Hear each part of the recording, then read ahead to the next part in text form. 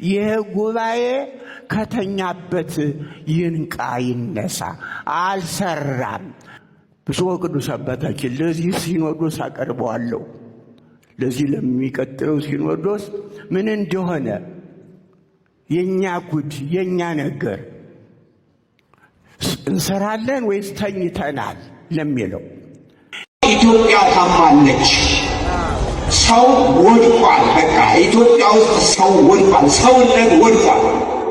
ሰላም ጤና ይስጥልኝ። እንዴት አላችሁ? እግዚአብሔር የተመሰገነ ይሁን። ወቅታዊ በሆነ መረጃ ወደ እናንተ ተመልሼ መጥቻለሁ። ዛሬ እንግዲህ የምንመለከተው በኢትዮጵያ ኦርቶዶክስ ተዋሕዶ ቤተክርስቲያን በዓመት አንድ ጊዜ የሚደረገው ጉባኤ እየተካሄደ ነው። የሰበካ መንፈሳዊ ጉባኤ ዘንድሮ ደግሞ 44ኛ ዓመቱን ይዟል። በዚህ 44ኛ ዓመት ላይ ታስታውሳላችሁ የመክፈቻ ንግግር ላይ ብፁዕ ቅዱስ አቡነ ማትያስ በጣም ሰፋ ያሉ መልእክቶችን እየተገደልን ነው፣ ቤተክርስቲያናቶቻችን እየተቃጠሉ ነው በማለት ሰፊ የሆኑ ሐሳቦችን የመክፈቻ ንግግር አድርገው ነበር።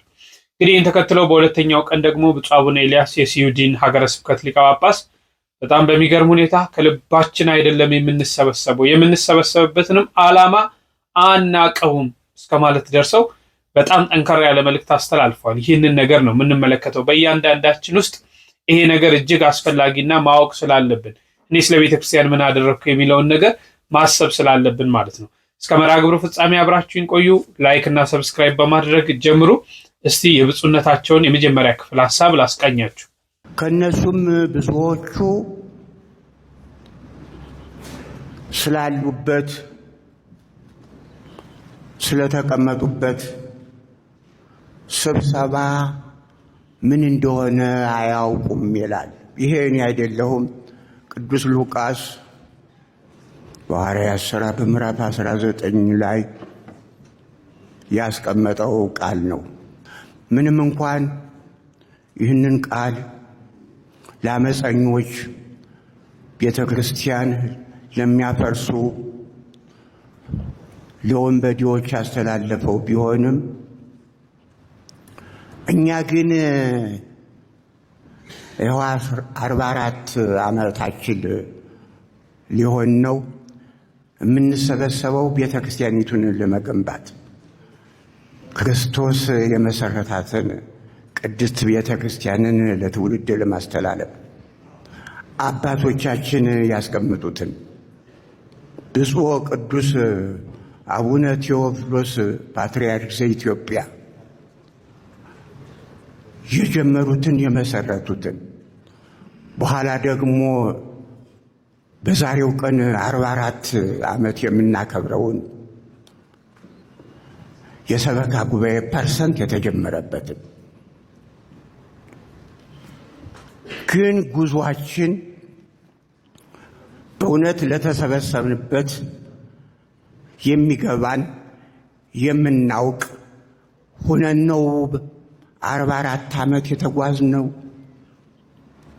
እያንዳንዱ ተሰብሳቢ በዚህች ሰዓት ተሰብስቦ የወሰነውን በስራ ላይ አውሎ ቤተክርስቲያኒቱን እንድታድግ አባቶቻችን ያስቀመጡትን እናቶቻችንን ጭምር ታውቃላችሁ። እናቶች በጥንተ ዘመን አሁንም በመቀነታቸው ዕጣን ቋጥረው ይሄዱ ነበር። ያስገርማል። በመቀነቷ መቀነት አላት ኢትዮጵያዊቷ። በመቀነቷ ዕጣን ቋጥራ ትሄድ ነበር። ያችን መቀነቷን ፈታ ዕጣኗን አስቀምጣ ለቤተ ክርስቲያን ስግደቷን። ስለዚህ የኛ 44 ዓመት የተጓዝነው ጉዞ በእውነት ስለተሰበሰብንበት ስለምንወስነው ውሳኔ እጅግ አድርገን ከልብ ልባችን ሰጥተህ ይሆን ወይ? እግዚአብሔር በነቢያት አድሮ ሲመክር፣ በሰሎሞን በነቢዩ አድሮ ሲመክር ልጄ ሆይ ልብህን ስጠኝ፣ ልጄ ሆይ ልብህን ስጠኝ በሚል ነው ያስተላለፈው። በእውነት ልባችን ሰጥተን ይህንን ጉባኤ ለ44 ዓመት አካሂደን ብንሆን ኑሮ ከዚህ የበለጠ ስራ እንሰራ ነበር። በእርግጥ ከእንጨት ቤት ወደ እብነበረድ ወደ ድንጋይ በተሰራ አዳራሽ ተዛውረናል። ያንን የእንጨት ቤት አዳራሽ ታውቁታላችሁ። በዚያ ነው የ44 ዓመቱ ጉዞ የተጀመረው። በዚያ ቤት ነበረ። ጸጋም ነበረው። የእንጨት ቤቱ ብቻ ሳይሆን በዚያን የነበረ ጉባኤ ጸጋ ነበረው። እንደ አጋጣሚ ማን ይናገር የነበረ ማን ያርዳ የቀበረ ይባላል። እንግዲህ እኔም ምን ሰርቼ ይሆን 44 ዓመቴ ነው። እንግዲህ ይሄ ጉባኤ እንደ አጋጣሚ የ44 ጳጳስ ከሆንኩኝ 44 ዓመቴ ነው። አሁን በዚህ 44 ዓመቴስ ምን ሰርቼ ይሆን እና የኛ ጉባኤ 66 ዓመት ነው። አሁን ፓትርያርክ ደረጃ እንኳን ቤተክርስቲያኒቱን ተረክበን መምራት የጀመርነው ከነዚያ ከግብፃውያን። እነዚያ ግብፃውያን ዛሬ የሄዳችሁ እናንተ አያለው፣ የአብነት መምህራንም ቱሪስቶችም እየሄዳችሁ የግብፅን ቤተክርስቲያን እየጎበኛችሁ አያለው። እነሱ ያንን የመሰረቱትን ያህል የራሳቸውን የኛንስ ሞክረው ነበር ወይ? የኛን ቤተክርስቲያን ለ1600 ዘመን ሞክረው ነበር ወይ? ስትሄዱ አንዳንድ አስተያየት ውሰጡ። ለምን እንደዚህ የእናንተን ገዳም የእናንተን ቤተክርስቲያን እንደዚህ ካሳደጋችኋት የኛንስ ለምን አልሞከራችሁም? ከዚህ እንጦንስ የሚባል ቤተክርስቲያን አሁን ነው የፈረሰው። እዚህ አሁን ይሄዋ ምንዳውት መናጥ እያለ ስሙን አላውቀው ብሎ የኢትዮጵያ ቤተክርስቲያን አላውቀው ሲል ቅድስት ማርያምን ሊያሰሩ ቻሉ። እዚህ እንጦንስ ነበረ ቅርብ ጊዜ በዚህ የፈረሰው የጋዜጣ ማከማቻ ሆኖ ይኖር ነበር ከዚህ እና እነሱ አሁን በአፍሪካ ትምህርት ቤት ሕክምና አቋቁመው አፍሪካውያንን እየመሩ ነው። ኬንያ፣ ኡጋንዳ ብትሄዱ ሐኪም ቤት አላቸው። እኛ በዘመናችን እንኳን በአዲስ አበባ ቀርቶ በእያንዳንዱ ክፍለ ሀገር ሐኪም ቤት ሊኖረን እኮ ይችል ነበረ። ከልባችን ብናስብ፣ ከልባችን ብንነሳ፣ ከልባችን ብንሰበሰብ ኑሮ ሐኪም ቤት ትምህርት ቤት ሊኖረን ይችል። አፍሪካውያን አሁን ኬንያ ባለፈው ዓመት ሰድ 2 ሐኪም ቤት አላቸው ኬንያ። ያንን ህዝብ የያዙት ትምህርት ቤት እያቋቋሙ ክሊኒክ እያቋቋሙ የሚረዳ ያ ህዝብ የሚጠቀምበትን ሲያይ ነው የሚከተላቸው ያለ። ክርስቶስ ምንድን ነው ያለው? ብዙ ህዝብ ሲከተለው ዞር ብሎ አየ። ምንድን ነው ያስተላለፈው? እንጀራ ስላያችሁኝ ነው እኮ የተከተላችሁኝ ነው ያለ።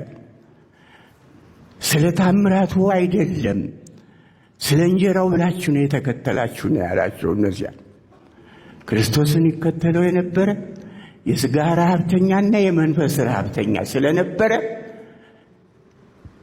የሥጋ ረሃብተኛውን በመመገብ እንግዲህ እንደተከታተላችሁት ነው። ገና አልጨረስነውም። ያው ብፁዕ አቡነ ኤልያስ ይባላሉ። በጣም ጠንከር ያሉ መልእክቶችን ነው እያነሱ ያሉት። ሐዋርያው ቅዱስ ሉቃስ እንግዲህ በሐዋርያት መልእክት ላይ የጻፈውን ቃል መነሻ በማድረግ ነው ብፁዕነታቸው በጣም ብዙዎችን ያስደመመ ንግግር ነው እያደረጉ ያሉት። እንግዲህ የምንሰበሰበው ለምንድን ነው ብለው ጠየቁ። እንግዲህ ዋናው ነገር ይሄ ነው። የምንሰበሰብበት ዓላማችን ምንድን ነው? ምን ፈልገን ነው የምንሰበሰበው? ይሄንን ለይተናል ወይ? ምክንያቱን አውቀን ነው ወይ እየተሰበሰብን ያለ ነው የሚሉ ጥያቄዎችን በስፋት እያነሱ ነው። እስከዛሬ የተሰሩ ስራዎች፣ የተወሰኑ ውሳኔዎች ይተገበራሉ ወይ የሚሉ ነገሮችን እያነሳን ነው። ልባችንን ሰጥተን ነው ወይ የምንመክረው? በልባችን ነው ወይ እየተሰበሰብን ያለ ነው? ከልባችን ነው ወይ ይህንን ጉባኤ እያደረግን ያለ ነው? በእያንዳንዷ ክፍለ ሀገር እኮ ሊኖር እንኳን አዲስ አበባ ላይ አሉ በእያንዳንዷ ክፍለ ሀገር እያንዳንዱ ነገር ትምህርት ቤት፣ ሆስፒታል፣ የተለያዩ ነገሮች ሊኖረን ይገባ ነበር። እኛ ዛሬ ይሄ ያለን ወይ? ከልባችን ስለማንሰበሰብ ነው እነዚህ ነገሮች የሌለን፣ እነዚህ ነገሮች ያላደረግነው። ገና የራሳቸውን ይናገራሉ። እኔ በዚህ አረካም እያሉ ማለት ነው ብፁዕነታቸው ማለት ነው። እና በፓትርያርክ መመራት ከጀመርን 66 ዓመታት ሆነ። ይህን ሰበካ ጉባኤ ማድረግ ከጀመርን 44 ዓመታት ሆነ። በግብፅ ስር እያለን ምን ነበርን? ከግብፅ እስከተላቀቅን በኋላ ምን አገኘን? ምን ሰራን? ምንስ ነው እያደረግን ያለ ነው? የሰው መዳን ላይ እየተጨነቅን ነው የሚሉ ሐሳቦችን አንስተዋል። እስቲ ደግሞ እንከታተል ክፍል 2ን። ደዌውን በማራቅ ሙታንን በማስነሳት የታመሙትን በመፈወስ የሰው ልጅ የሚፈልገውን በመስጠት ነበረ አምላካችን ቤተ ክርስቲያናችን ከዚህ ያደረሰት። ኢትዮጵያ ቤተ ክርስቲያን አሁን ይህን ሰርተናል። እኔ ግን አልረካም። እኔ ግን ልቤ የሚረካ ነገር የለውም። ለምን? ይሄ የራሴ ሐሳብ ነው። በፍልስፍና መጽሐፍ ምን ይላል? እኔ አንተን ሐሳብ አልወሰድኩም የራሴን ነው፣ የራሴ ሐሳብ እንዳለ ነው ይላል በፍልስፍና። በራሴ ሐሳብ ግን ዜሮዎች ነን። ዜሮ መሆናችንን አስበን ቤተ ክርስቲያናችን ብዙ ለመስራት የምትፈልገው አለ። የሚያሳፍር ዛሬ በሚሊዮን ደርሷል የኢትዮጵያ ሕዝብ ቁጥር። እንግዲህ እኔ የማውቀው ብፁዕ ቅዱስ አባታችን 25 ሚሊዮን በነበረበት አውቃለሁ አለውኝ። እንዲያውም የሱዲን መንግስት በሱዲን ቤተ ክርስቲያን ሳቋቁም 18 ሚሊዮን ምን የሚል ባክግራውንድ ሲያጠና ሰጠ። አይ እኔ ይህንን አልስማማም፣ እናንተ ያቀረባችሁን የኢትዮጵያ ቤተ ክርስቲያን ታሪክ የሀገር የቤተ ክርስቲያን ታሪክ ይሄን ነውና አርሙ። ይህንም ማርምበት በሱዲን የኢትዮጵያ ኤምባሲ እንዲሰጠኝ ጠየቅኩኝ። ስታስቲክ ለኢትዮጵያ መንግስት ጠይቆ ስታስቲክ እንዲሰጠኝ እፈልጋለሁ። የኢትዮጵያ ኤምባሲም ተባበረና ስታስቲክ ሰጠኝ። ያንን ስታስቲክ ብፁዕ ቅዱስ አባታችን ለዚህ ሲኖዶስ አቀርበዋለሁ። ለዚህ ለሚቀጥለው ሲኖዶስ ምን እንደሆነ የኛ ጉድ የኛ ነገር እንሰራለን ወይስ ተኝተናል ለሚለው 1994 ያለ ስታስቲክ አለ። ድሮ እኔ የማውቀው ስምሪት የሚባል ነበር። ቆጠራ፣ የህዝብ ቆጠራም የራሳችን ነበረን። ራሳችን ቤተ ክርስቲያኗ ቆጠራ ታረግ ነበረ። ስንት አብያተ ክርስቲያናት ታንጸዋል? ስንት መምህራን አዳዲስ ተቀጥረዋል? ስንት ምዕመናኑስ ስንት ሆነዋል? ስንት በዚህ ዓመት ተተክቷል? ስንት ተወልዷል? ስንቱ ክርስቲያን? ስታስቲክ ነበረን። ስታስቲኩ መቼ ነው የጠፋው? መቼ ነው ያቆመው? በዚህ ሲኖዶስ ይህንን አቀርባለሁ አለኝ መረጃ ከኢትዮጵያ መንግስት የኢትዮጵያ ሱዲን መንግስት በሱዲን ይሰጠኝ ብዬ የሰጠኝን አቀርባለሁ። ይህም ጉባኤ እንዲያውቀው ብዬ ነው። ስታስቲኩስ ስምሪቱስ አለ ወይ? አሁን ለምን ቆመ? የዓለም አብያተ ክርስቲያናት ለዚህ ይረዳን ነበረ። አዎ ተቋቁማችኋል፣ ራሳችሁን ችላችኋል፣ በራሳችሁ ሄዱ ብሎን ይሆናል ምናልባት። ስለዚህ ብፁዕ ቅዱስ አባታችን ብፁዓን ሊቃነ ጳጳሳት ጉዟችንን ጥሩ ነው ጀምረናል። ነገር ግን ገና ምንም እርምጃው ገና ነው። ሐኪም ቤት እንኳን የለንም።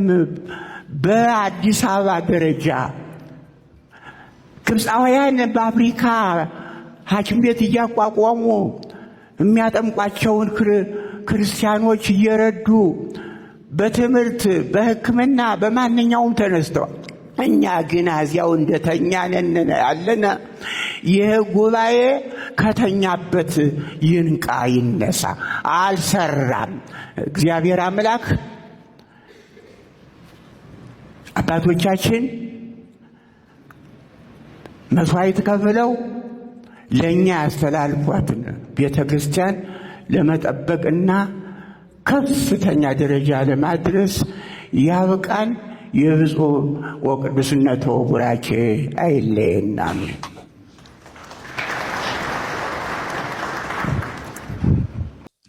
የብፁዕ አባታችን ቡራኬያቸው ይድረሰን። እንግዲህ ላነሷቸው ሀሳቦች እስቲ እናንተስ ምን ትላላችሁ? ሀሳባችሁን ስጡ።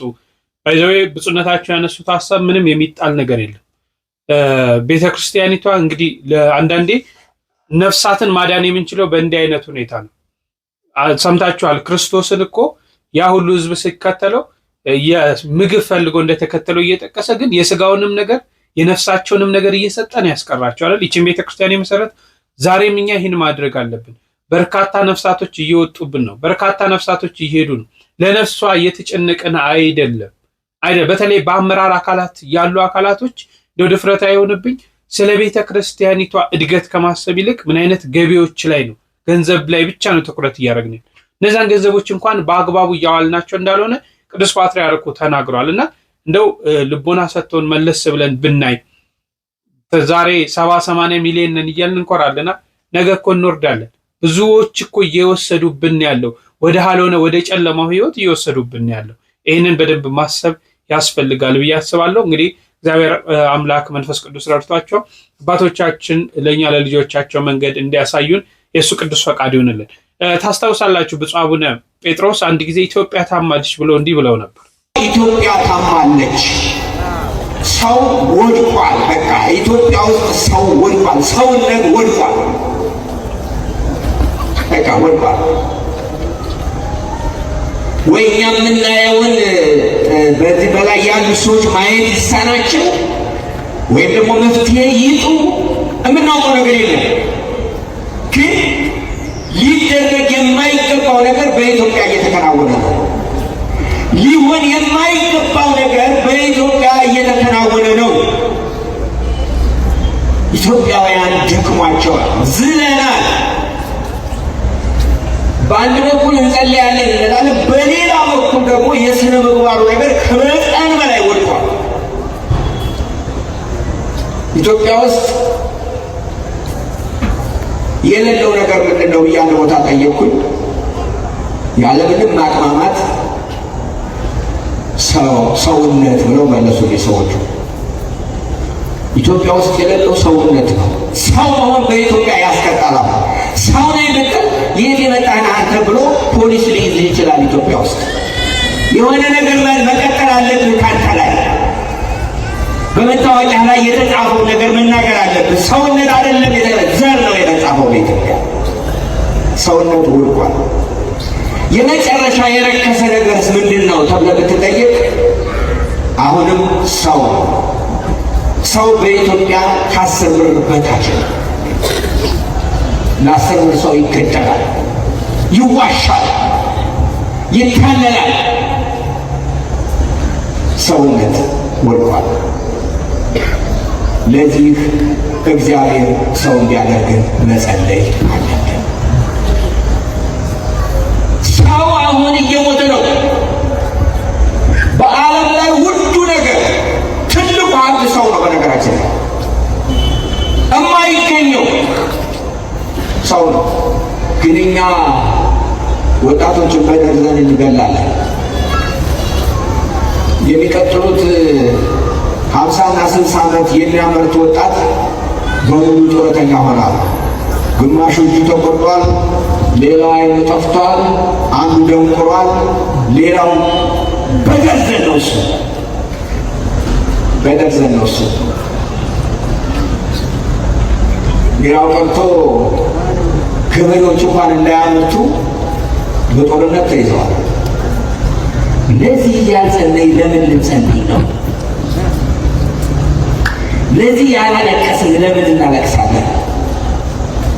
የምናለቅስበት ምክንያት ኢትዮጵያ ወድቃለች፣ ኢትዮጵያ ቆስላለች፣